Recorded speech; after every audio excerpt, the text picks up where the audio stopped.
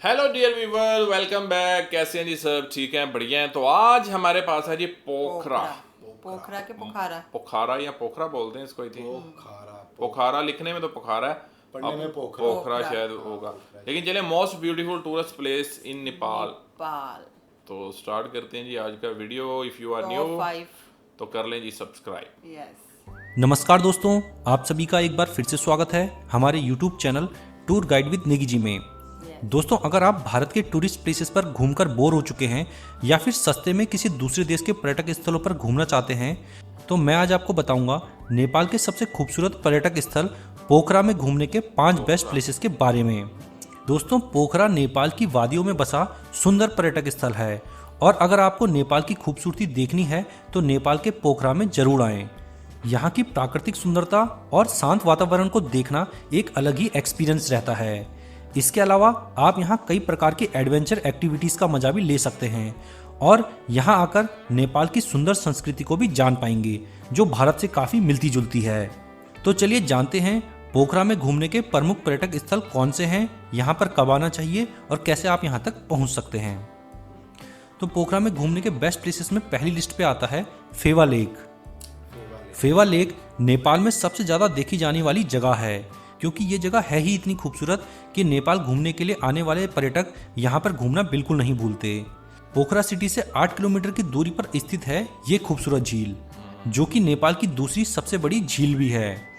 ये झील भी भारत के कश्मीर और नैनीताल जैसी ही खूबसूरत है।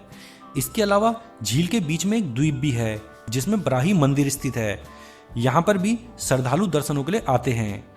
ऐसा सुंदर और प्राकृतिक नज़ारा नेपाल में आपको और कहीं देखने को नहीं मिलेगा। इसके बाद अगले स्थान पर आता है रूपा ताल। रूपा ताल पोखरा में घूमने की सबसे प्रसिद्ध जगहों में से एक है, क्योंकि ये झील पोखरा घाटी की तीसरी सबसे बड़ी झील है। पोखरा आने वाले ज़्यादातर पर्यटक यहाँ भी घूमने जरूर आते हैं। ये एक मीठे पानी की झील है जो बिल्कुल शांत जगह पर स्थित है। यहाँ आप बोटिंग करते हुए पोखरा की सुंदर घाटियों और पहाड़ियों को निहार सकते हैं। यहाँ घूमना एक यादगार अनुभव रहता है। ये झील पोखरा सिटी से 21 किलोमीटर दूर है। रूपा लेक। इसके बाद अगले स्थान पर आता है बेगनास झील। बेगनास झील पोखरा से 13 किलोमीटर दूर एक खूबसूरत और शांत झील है। यहाँ पोखरा के अन्य टूरिस्ट प्लेसेस के मुकाबले भीड़ थोड़ा कम देखने को मिलेगी। इस झील का उपयोग सिंचाई के लिए और मछली पालन के लिए भी होता है। सिंचाई के लिए इस झील पर 1988 में एक डैम बनाया गया था। यहाँ पर पर्यटक स्विमिंग, फिशिंग और बोटिंग करने के मजे ले सकते हैं। ये जो जगह है ये हरी भरी पहाड़ियों से घिरी हुई है, जो देखने में बहुत ही खूबसूरत लगती है। इसके बाद अगले स्थान पर आता है सारंगकोट। पोखरा सिटी से 10 किलोमीटर दूर एक खास जगह है सारंगकोट, जो कि अपनी प्राकृतिक सुंदरता और यहाँ पर होने वाली पैराग्लाइडिंग के लिए फेमस है। यहाँ की सुंदरता देखने लायक है। पोखरा में आने वाले पर्यटक पैराग्लाइडिंग करने के लिए यहीं पर आते हैं। यहाँ से हिमालय पर्वत के शानदार नज़ारे भी दिखाई देते हैं। यहाँ आप पैराग्लाइडिंग करते हुए पोखरा की घाटियों, झीलों और पहाड़ियों को देख पाएंगे। यहाँ पर पैराग्लाइडिंग करना सबसे खास अनुभव रहता है। इसके बाद अगले स्थान पर आता है डेविड फॉल। पोखरा से 4 किलोमीटर दूर डेविड फॉल नाम का एक सुंदर वाटरफॉल मौजूद है। ये वाटरफॉल पर्यटकों को सबसे ज़्यादा आकर्षित करता है। इस वाटरफॉल की एक खास बात यह भी है कि यहाँ पर पानी नीचे पहुँचने के बाद जमीन के नीचे एक सुरंग बनाता है। ये सुरंग 500 फीट लंबी है। इस फॉल में 1961 में एक स्विस कपल तैरने गए थे, लेकिन उनमें से डेविड नाम की एक महिला उस गड्ढे में डूब गई। 3 दिन बाद उसका शव मिला था। बाद में उसके पिता ने इस फॉल को डेविड फॉल नाम दिया और ये फॉल इसी नाम से अब फेमस हो गया।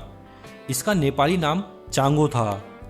ये जगह भी नेपाल में सबसे ज़्यादा देखी जाने वाली जगहों में से एक है। तो दोस्तों, ये है नेपाल के पोखरा के सबसे फेमस टूरिस्ट प्लेसेस। अब बात करते हैं कि पोखरा तक पहुंच कैसे सकते हैं। तो जो ये टूरिस्ट प्लेस है ये काठमांडू से 200 किलोमीटर दूर है। तो काठमांडू तक तो आप फ्लाइट से भी पहुंच सकते हैं, बस से भी पहुंच सकते हैं, लेकिन इसके आगे का सफ़र आपको बस, टैक्सी या फ्लाइट से ही करना होगा। यहाँ के लिए कोई ट्रेन की सुविधा नहीं है। काठमांडू से आपको आसानी से बस, टैक्सी यहाँ पोखरा के लिए मिल जाएगी और जो फ़्लाइट्स हैं वो भी काठमांडू से चलती हैं। तो फ्लाइट से अगर आप जाना चाहें तो फ्लाइट से भी जा सकते हैं। बस और टैक्सी जाने में 6 से 8 घंटे लग जाते हैं। फ्लाइट से जाने में 40 मिनट में आप पहुँच जाएंगे पोखरा में। अब बात करते हैं कि पोखरा घूमने का बेस्ट टाइम कौन सा रहता है। तो पोखरा घूमने का बेस्ट टाइम रहता है सर्दियों का और गर्मियों का, यानी अक्टूबर से लेकर मई तक का टाइम यहाँ घूमने के लिए बेस्ट है। बरसात में जाने से यहाँ पर बचें क्योंकि पहाड़ी रास्तों में कई बार लैंडस्लाइड होने का खतरा रहता है। और इंडियंस के लिए तो सबसे अच्छी बात यह है नेपाल में कि आप बिना पासपोर्ट और वीज़ा के भी यहाँ घूमने जा सकते हैं। तो दूसरे देश में और ऐसी खूबसूरत लोकेशन पे घूमने के लिए ये जगह बहुत ही बेस्ट है। तो दोस्तों आशा करता हूँ आपको पोखरा की कंप्लीट डिटेल मिल गई होगी। हमारा ये वीडियो आप लोगों को कैसा लगा आप हमें ज़रूर बताएं। अनेक सुंदर भी, और देखा जाए तो वैसे पोखरा में ज्यादा लेक्स हैं। हाँ, लेक्स काफ़ी हैं। हाँ। और वैसे तो हिली एरिया है, तो मतलब आपको लेक्स बहुत ज़्यादा वहाँ पे मिलती हैं। अच्छा, एक चीज़ ये है कि वैसे इंडियन लोगों के लिए तो बहुत आराम से वो जब एक तो बॉर्डर शेयर करते हैं, ना पासपोर्ट की ना वीज़े की ज़रूरत है। तो मतलब आप सीधा आप वो तो ऐसे ही घूम रहे होंगे जैसे वो अपने देश में घूम रहे होंगे, जैसे हम लोग इधर से इस्लामाबाद स्मॉल कॉस्ट में। हाँ ठीक है, कम खर्चे में। इंडिया से ज्यादा सस्ता है नेपाल। लेकिन हमारे लिए भी वीज़ा फ्री है वैसे।